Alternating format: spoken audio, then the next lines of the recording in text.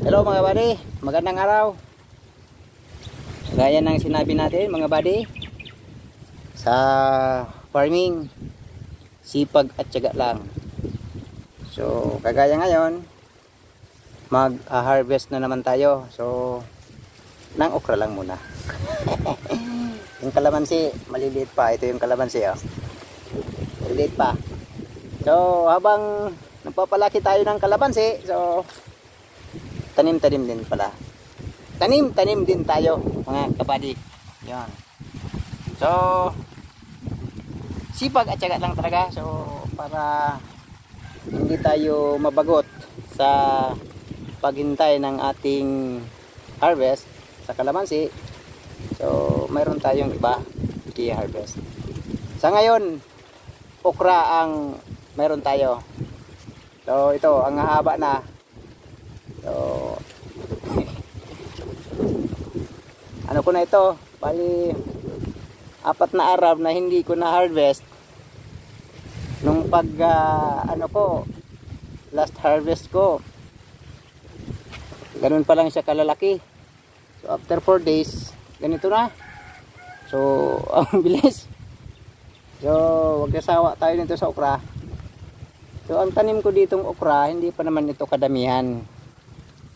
Kasi yung iba siguro sa ano, yung sa tawag nito, yung seeds niya medyo luma na, hindi tumubo. Siguro mga more or less 50 na ano ito, puno ng okra. So pangatlong harvest ko na ito. Kahit pa paano mayroon na tayong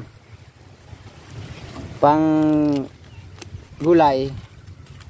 So hindi na natin bibilhin. Yon. Tiyaga lang talaga, buddy.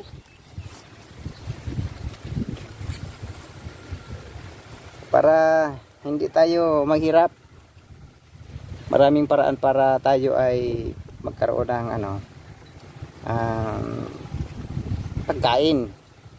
So kahit wag na natin pag-usapan yung pagkakakitaan, at least yung makakain natin is ano na, libre na. Sipag lang talaga. Yun. Harvest tayo ngayon ng ating okra.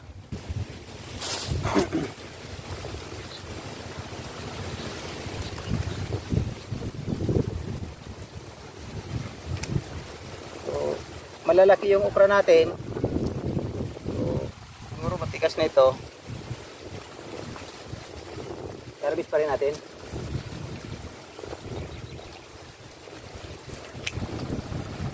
Ito yung maliit.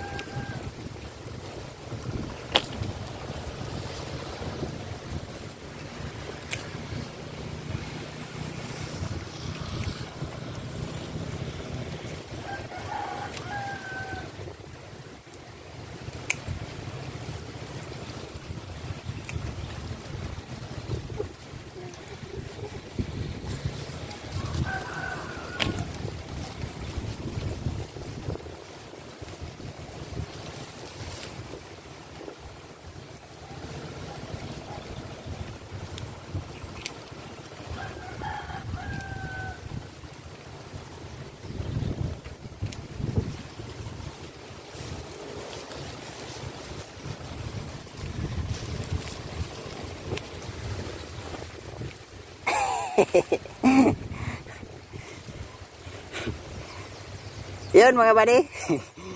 Tapos na tayo mag-harvest nitong okra. Tignan nyo mga buddy. Madami din. Yung pang laga-laga man lang, gulay-gulay, ayos na.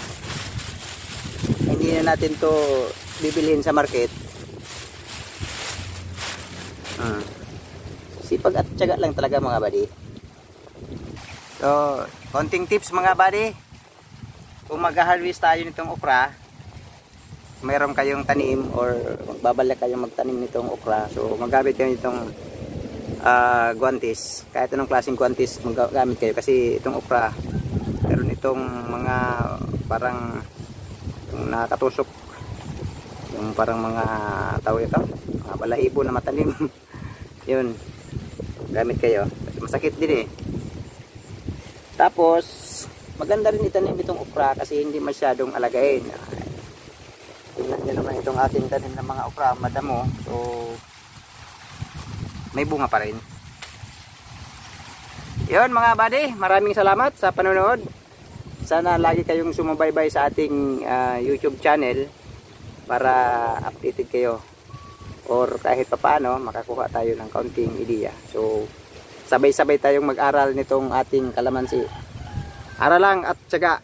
God bless mga buddy. Bye-bye.